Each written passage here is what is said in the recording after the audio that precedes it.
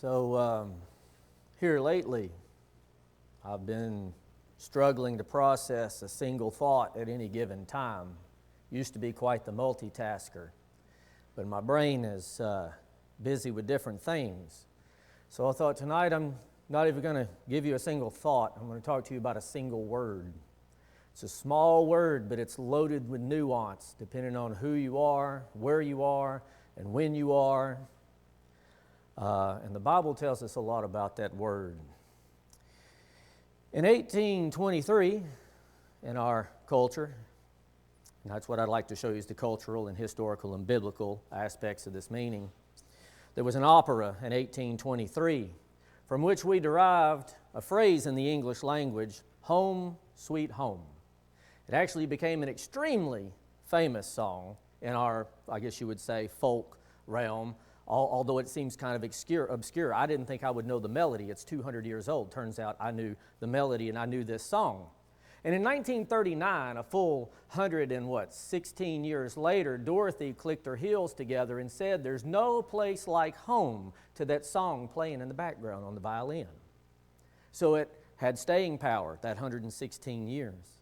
1946, just around that World War II era, there was another musical.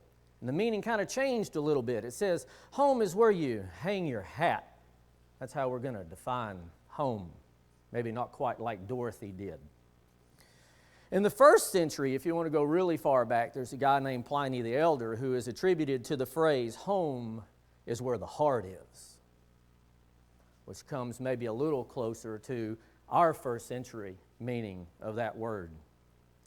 So I want to tell you something. Since my birth, and I will be 46 in August, I have lived in 4 states and 15 different locations, and there might have been a couple I couldn't have counted when I was really young, but I can track 15 of them. The house I left when I moved here, I was at for 14 years. Besides that, I don't think I sat still.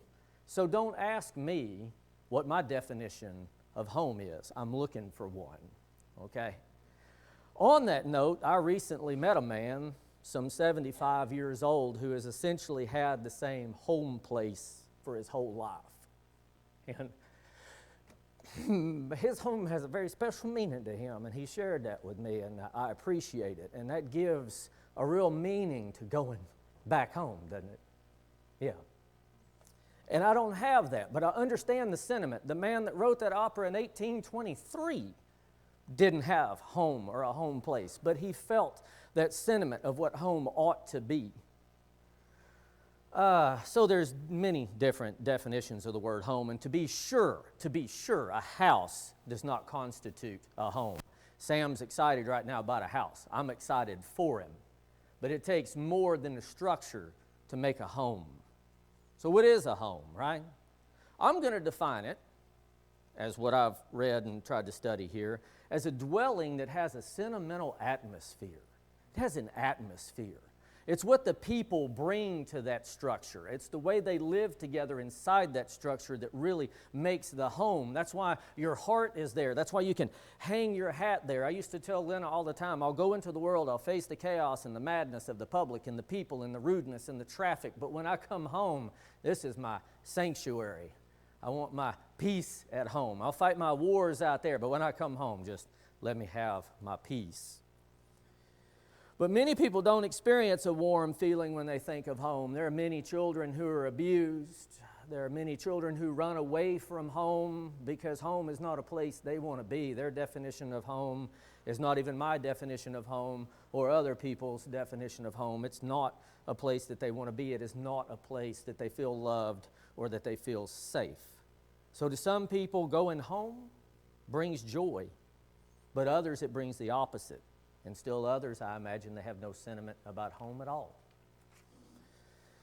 So in this same era, in this same 1800s era, in 1887, we have a hymn that I'm familiar with. It's "Anywhere with Jesus," right? I can safely go. And one of the lines there, and stanza 5 is, "Anywhere with Jesus will be home, sweet home." That song stuck to the culture and made its way into religion in the definition of the way that anywhere with Jesus can still be a home.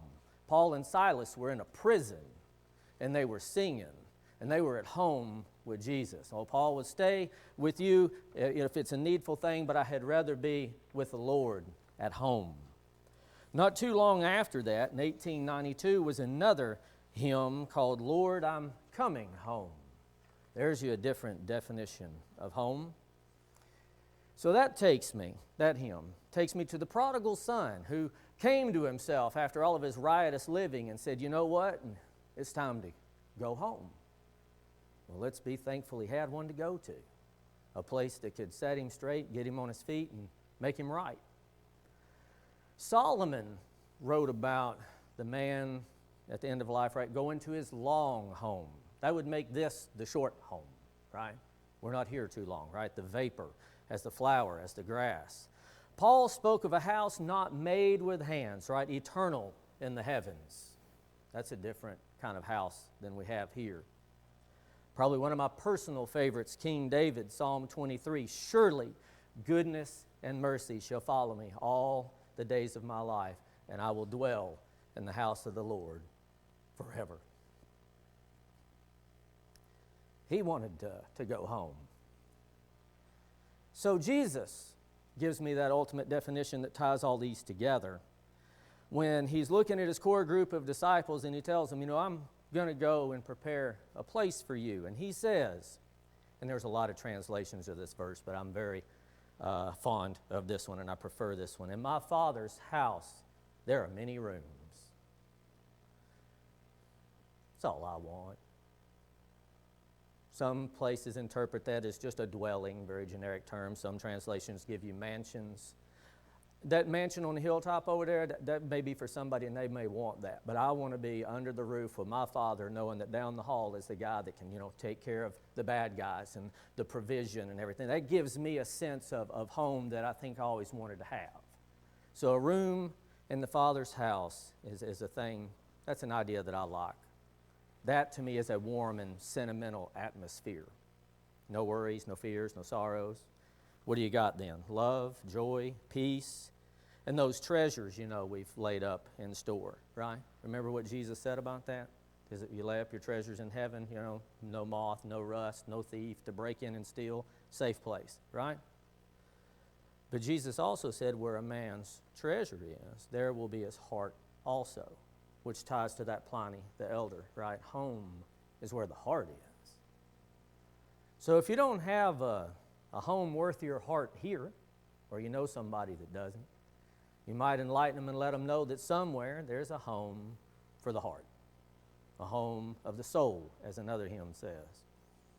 So, if there's no place to go, now, the Son of Man hath not where to lay his head. He didn't have a home. He was always at the mercy of other people for those comforts. There's a home that's available to us if we would love and serve and obey the Lord. So you have to become a child of God to get to the point that you can have that room in the Father's house. And if you haven't taken upon you that journey and that process and that discovery yet, you're invited to do that tonight. But I would tell you that you don't know when the clock runs out. You can be younger. So my brother's was 33, so 11 years younger than me, right? My mom is 68, and it doesn't matter how old you are. The main thing that matters is where you're going to call home when you make it to your long home. So if you have any need this evening, please take care of that while we stand, while we sing.